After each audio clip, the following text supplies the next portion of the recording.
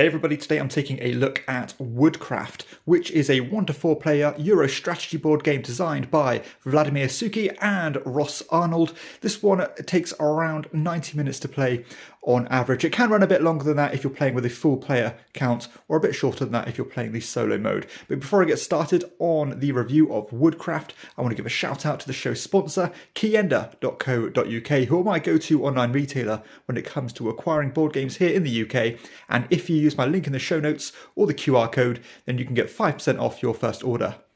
So I've just finished a 2-player game of Woodcraft here, and you can see with the setup you have a number of different boards. The first of which is this score track here, which is simply used to monitor your score, of course, but also used as a placeholder for the different cards that you can acquire throughout the game. So you have these contract cards, which are the items that you're trying to craft. These are what you need to complete the contract, as in these different dice variables, and these are the rewards you're going to get. You also have a placeholder here for these different characters you can hire to make your engine a bit better as the game progresses. You have this alternate board here which shows these different tracks you're trying to climb, one of which is just the number of rounds you're progressing through.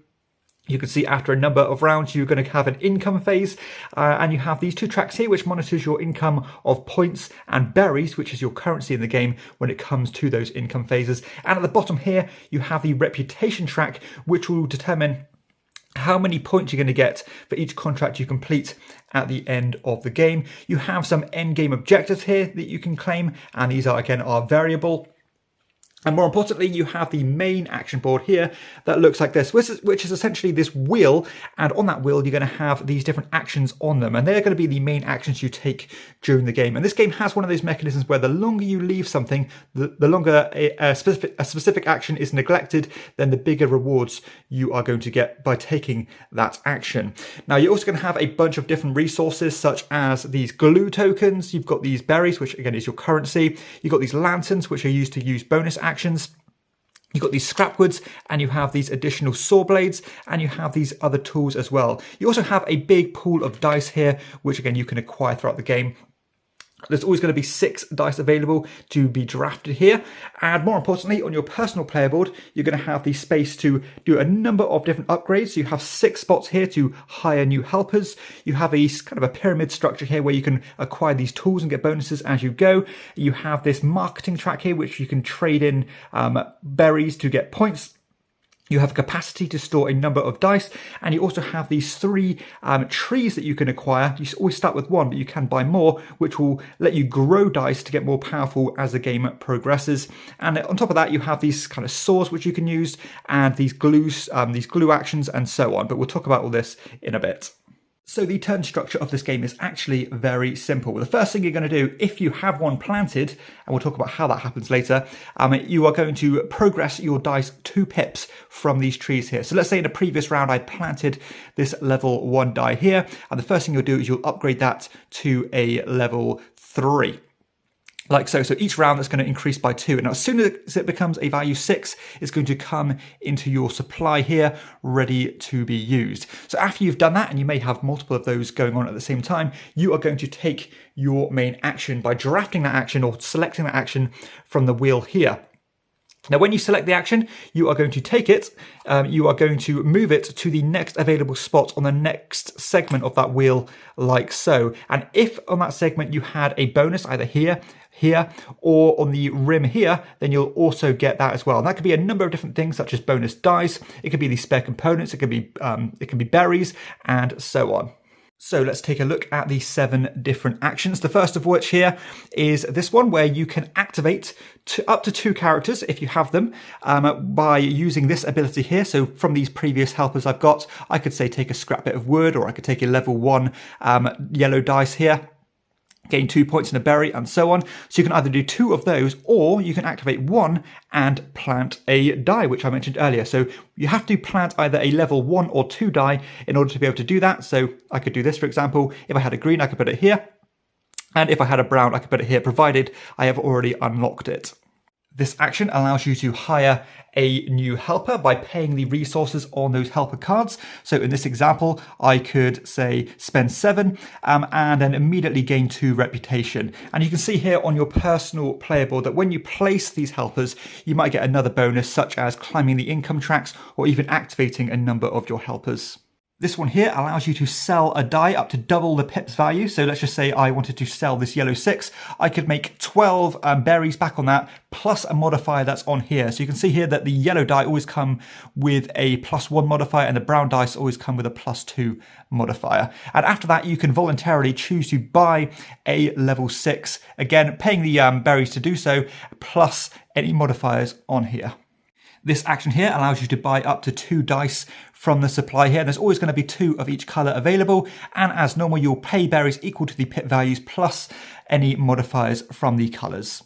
This action here allows you to upgrade your player board, and you can do that in a number of different ways. So you can of course buy these plant pots here, which will allow you to grow your dice. And when you do that, you're going to pay these fees, and it's going to come with a little bonus, such as starting with a level 1 die of that color in that plant pot, but you'll also go up some income tracks there. You can buy these new saw blades, so you always start with 1, but you can buy more as you go, which might even give you a benefit, such as when you buy 6s, you'll get a discount of 2. You can buy these glue tokens here, which I'll talk about later, and you can also buy these scrap wood bonuses, which allows you to add pip values on to your existing dice. This action here allows you to acquire new contracts, and when you do that, you can either take any contract of your choice, or you can take 2 contracts and pay a fee of 3 berries. And when you take these contracts, you are going to add them to the right hand side of your board to the matching spot here. So you can see this one goes on this 1 reputation spot, which means it would start here. And this is important because the longer you neglect these contracts, or the longer you take to fulfill them, the kind of worse reward you'll get, because they are going to end up sliding down. And what's important to say as well is if you don't complete these, or if you wait too long and they fall off your board, you're going to end up losing reputation.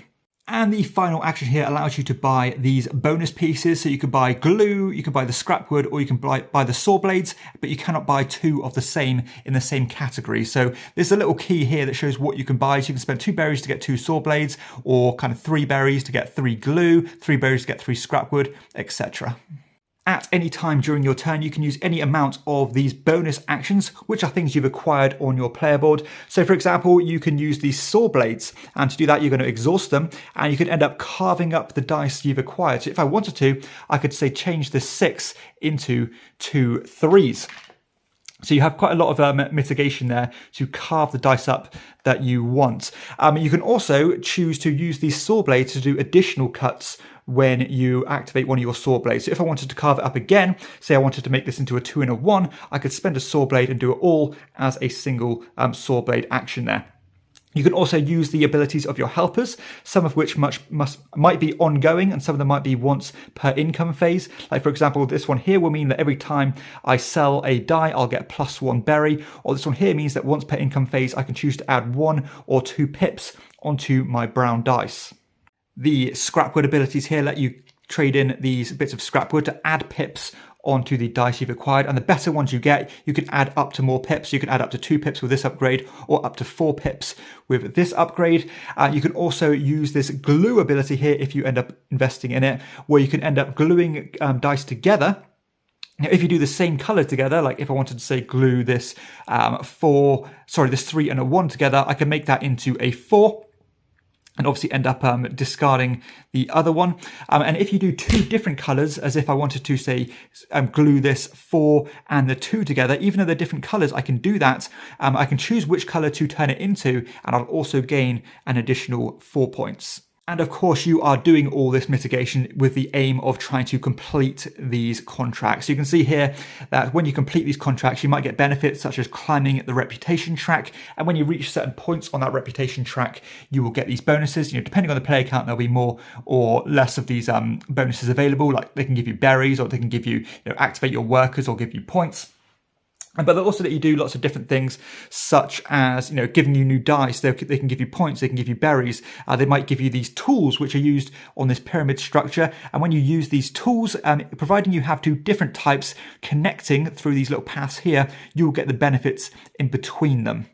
You also start the game with these special walnuts cards. Now, if you complete these contracts, they work slightly differently, where you can either choose an instant reward of getting points or berries, or you can end up acquiring these endgame objectives by placing your cube on them, and they'll let you score in different ways. So, for example, if I was to claim this endgame objective, I'd get a number of points equal to the amount of helpers that I've acquired on my player board. And what's important to say is that if you complete one of these objectives or claim one of these objectives before the other players do, that they are not going to be eligible to claim them. So you need to make sure you're doing them on the same round if you want to share one of these objectives with another player. And once you've grown your dice, once you've taken your main action, you have the option to use a marketing action here by spending berries to get a number of points. And this progresses along as the game goes. So you're going to start off by paying 2 berries to get 1 point, then 2 berries to get 2 points, and so on all the way to the point where you get 12 berries for a massive 11 points. Now, when you reach these checkpoints here, you are going to get these income phases where you'll take income from where you've progressed on these tracks, so getting points and getting berries. And you'll also shift all of your objectives or your contracts down a spot, making more pressure on you or putting more pressure on you to complete them sooner. And you will also be forced to play a new contract from what you've had at the start of the game. And on top of that, you'll do little admin things such as refreshing characters, etc. And that's how the game is going to play out over 14 rounds. And the player at the end of the game with the most points will be the winner. Okay, so let's share some thoughts on Woodcraft. And I'm going to start with quite a general comment here, saying that this game is really refreshingly intuitive. I think if you play a lot of Euro games, most of the rules and mechanisms here are going to fit like a glove, and despite having some quirkiness to them. Like, for example, the main turn structure I think is fantastic. Just grow your dice if you have them, take a main action, and then take a marketing action if you want to. And then that's your turn over. So there's no fiddliness, there's no convolution here in terms of remembering phases or stages or anything like that, which is always a plus for me. I also like this main action selection system here because it adds a little bit of player interaction and that kind of incentive building where the longer you leave actions, the better they're going to get. But it doesn't become completely restrictive to the point where you cannot take the same action as a previous player. You can do, but you're just not going to get that extra boon by getting all these resources on the end, which are, can be very useful, of course. And something I didn't mention is that if you end up kind of using an action that's right at the front of the queue here where this little needle is, then it's going to move along like so, shifting the extra bonuses that the other locations have. So a really cool little device here. It works for what it is. It adds a little bit of player interaction, but not too much. Now, something I've noticed over the last couple of years is my enthusiasm for these kind of contract fulfillment style games, these resource management games, starting to wane. I've noticed them kind of slowly bleeding out of my collection because, to be honest, they don't terribly excite me because it's been done so many times. But I have to say, this game has certainly reignited some passion for me because of the amount of mitigation and the kind of clever tools you have at your disposal here. It makes you feel really clever, and it's quite satisfying when you end up acquiring dice. You carve them up. You can use several saw blades to get them into smaller and smaller fractions. You can then plant them. You can glue them together. You can patch on the scrap wood. A very cool little twist on the genre here, and it's nice how that dice or the dice in the game are your resources. Not only do I think that the resource management in terms of the dice is fun and engaging, I think that the money management or your berry management here is also a cool little dilemma to overcome because money in this game, at least in my experience, is pretty hard to manage. It doesn't flow terribly easily.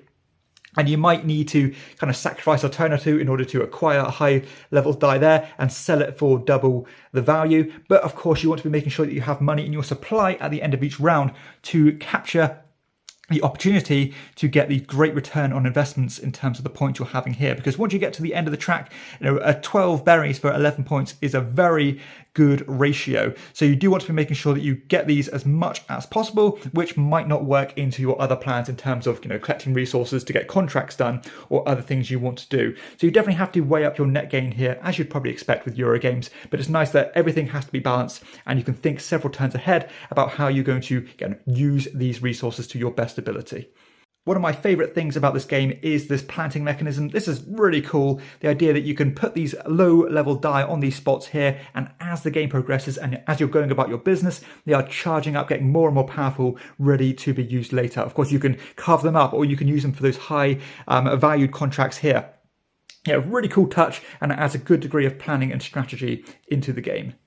The idea of these contracts offering worse and worse rewards the longer you neglect them is another very cool touch there. I like the way that you are rewarded and compensated for being efficient. If you take these really difficult contracts and get them done pretty quickly, that's a lot of reputation to be had there. But as in real life, the longer you neglect your duties, the less reputation you're going to get on the back of that. So, if you want to be a sloppy worker, then you will be punished for it, which is a very cool touch. And as with a lot of Vladimir Suki games, I think he's done a great...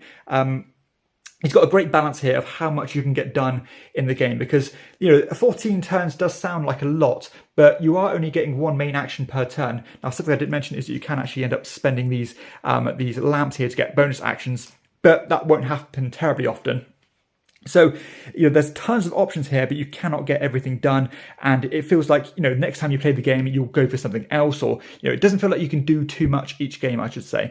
I do have to admit that I think this tool section of the map here was a little bit tacked on. I don't think it hurts the game, but I don't think it adds anything else either. I remember reading the rulebook and thinking, this is a complete game here. And then there was this another paragraph saying, oh, also there's this tool section, which I thought, does this game really need that? I'm not quite sure it does. But again, it doesn't hurt the game, but it doesn't help the game either. Now, the player interaction in this game is fairly minimal and passive. Of course, you may end up taking actions that other players would have wanted because of the associated actions or bonus actions. But again, that's not going to be too crippling. And of course, you have those kind of Euro tropes, such as trying to climb up tracks quicker than the other players to get bonuses, trying to claim public objectives before the other players do, and of course, sharing a card pool in terms of the contracts you want and the characters they want as well. So again, very standard Euro stuff here, but it works well for what it does. I do think the game scales fairly well. Now, my preferable player count for this game would be 2 players because of that fairly minimal level of player interaction, and it will make the game experience be a lot quicker at 2 players. But that being said, the actual time each turn takes to perform isn't terribly long. So I think you can get a 4-player game of this done probably in about 2 hours, which is not too bad. And although I haven't tried it, I think the game mechanisms and the structure of the game and contract fulfillment lends itself quite well to a solo game. So I wouldn't be surprised if the solo mode for this game was actually pretty good. The production for the game, I would say, is passable. It's not bad quality, but it's certainly not high quality either. The general card stock is relatively flimsy. Even the main board here does warp a little bit. The cards themselves are not linen finished. They are a bit bendy and don't lie flat at all times.